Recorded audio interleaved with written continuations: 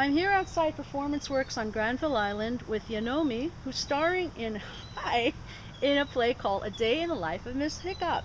Hi, Yanomi. Hi! Your production company in Japanese means shy, timid people. Yes?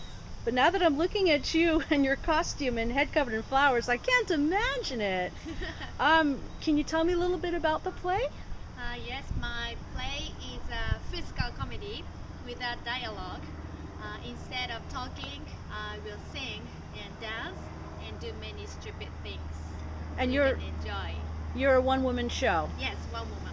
Have you toured this play other places in the world before? Yes, I started this summer tour from Singapore and I've been to Florida in US, Orlando Fringe Festival, and then Montreal, Ottawa, all over Canada cities. So you did this year's Fringe Festival Yes, with this play. yes. Excellent.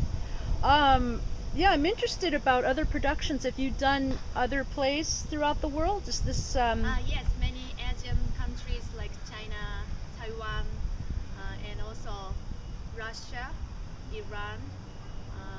Yeah, so many countries. you've traveled around? Yes. Your costume is amazing.